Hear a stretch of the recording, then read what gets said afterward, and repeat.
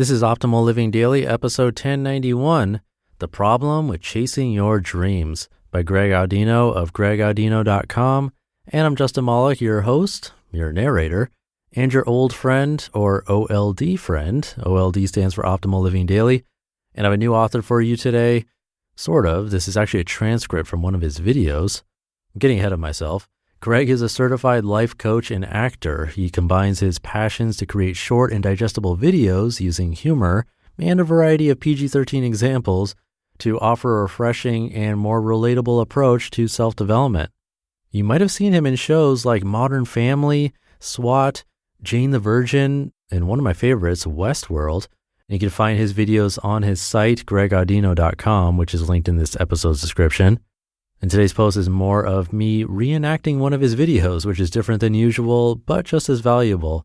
Before we get to it, thank you to Skagen. Are you focusing on the most meaningful things in life? Take inspiration from Skagen watches and jewelry. Their Danish minimalist designs are guided by less is more. Good daily reminder for all of us. See how they do it at skagen.com. That's SKAGEN.com. And get a special discount on your first purchase when you sign up for emails. Again, that's Skagen, SKAGEN.com. Now let's get right to it as we optimize your life. The Problem with Chasing Your Dreams by Greg Audino of gregaudino.com. Okay, it's possible that I made this title a little overly aggressive with the intent of getting people riled up and ultimately attracting viewership. Sue me. But before you sue me, hear me out. Is chasing one's dream a bad thing? Well, who knows? My trip down the well of self-help has led me to a point where I'm very reluctant to label things as good or bad. But is chasing a dream as flowery and straightforward an endeavor as it's often seen to be? No. Chasing a personal dream can be the most liberating and the most crippling thing somebody can do, regardless of whether or not that dream is realized. And as far as I can see, that's due mostly to three different factors. Number one, attachment. I could talk about attachment for days. I find it to be a disgusting little thing that's often disguised as a healthy driving force for people. I want to get that dream job, not because I want it, because I need it. It's in my DNA. It's what I'm born to do. It's why I'm here. I'm addicted to it. I used to be seduced by this narrative as well, but now it makes me want to throw up. Being in love with a person or a job or a house or anything is undoubtedly a beautiful thing, but it very silently becomes dangerous when you get to the point that all of your worth is invested in it, when it becomes your identity and you struggle to find happiness without it. We all get attached to different things in different ways, and therefore, if you think about it, attachment is really the source of all discomfort. Surely the degree can vary by a wide margin as we're able to move past some uncomfortable feelings rather quickly, whereas others can last a lifetime. But ultimately, it all boils down to the fact that we get married to a certain result, whatever that may look like. We get attached to arriving to work on time, so traffic upsets us. We get attached to our favorite team winning a championship, so them losing upsets us. The list goes on, and when this concept is applied to a lifelong dream, you can only imagine the amount of attachment that is built up by years of measuring your worth by whether or not you've accomplished one thing. Not only does this destroy your sense of self-worth by tricking you into thinking that your spirit has no value beyond what you accomplish on the outside, but the longer it goes on for, the harder it is to get away from. The more time you've invested into an unhealthy amount of attachment, the stronger it becomes and the more difficult it is to make the healthy choice to leap into a new way of thinking or a new way of life. Number two, change. The most predictable and unpredictable aspect of life is change. It's predictable in the sense that it's always coming in every single moment. It's unpredictable in the sense that we never know what form it's going to come in. But rest assured, change will be knocking at your door from the inside and the out. How does this relate to chasing a dream? How doesn't it? Changes that occur naturally in your life will pull you into different directions.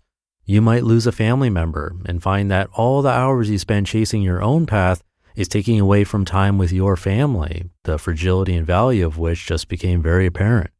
You might find the path of your dream to be wildly different than what you expected it to be, and question the fact that your actions aren't in line with your values after all. Anticipating changes that have not yet come is no reason to not pursue a dream that you are heavily passionate about, but not being willing to embrace changes as they come, even if they stand to rewrite the way you see yourself or the world sees you, can stunt personal growth dramatically. To not embrace change would be the result of, number 3, tunnel vision. To dedicate oneself so wholly to the pursuit of a certain something can cause us to be blind to all of the other opportunities that the world may offer.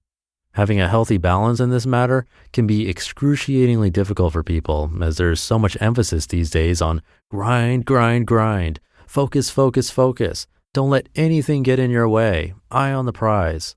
Commentary like this is intended to highlight the value of commitment, which is of great value.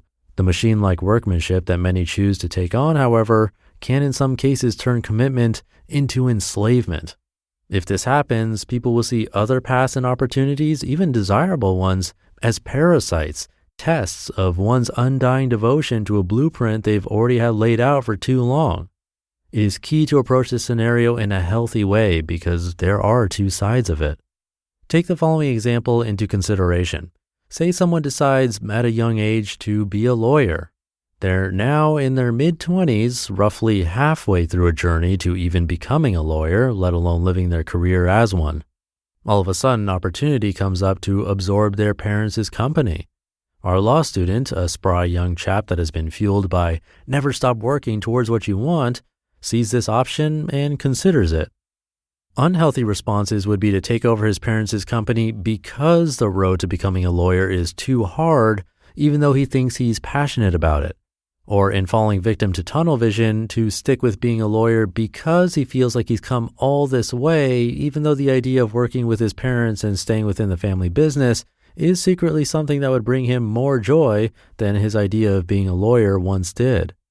A healthy response to overcoming tunnel vision would be to take over his parents' company because he realizes a change has occurred within him and it's something he would be happier with, confident enough to move on to the next phase in life and say farewell to who he was many years ago when he wanted to be a lawyer, in spite of the blood, sweat, and tears he's already put in. Or, of course, to stick with being a lawyer because it remains a vocation he cares so much about and he's comfortable to embrace the struggle that comes with it. Each of these 3 hiccups begets the last. They feed off of one another. The ultimate takeaway here, as usual, is to make your inner self your focal point, not all of the alleged wonders that can happen to your outer self. By tailoring yourself to understand that the only reliable joy in this world comes from your perspective rather than your achievements, you will minimize the risk of being yanked into personal and professional paths that are out of touch with who you really are. Again, if your soul is tickled by a certain dream, please go for it, but never allow that dream to become a monster that is bigger than you. You just listened to the post titled The Problem with Chasing Your Dreams by Greg Audino of gregaudino.com.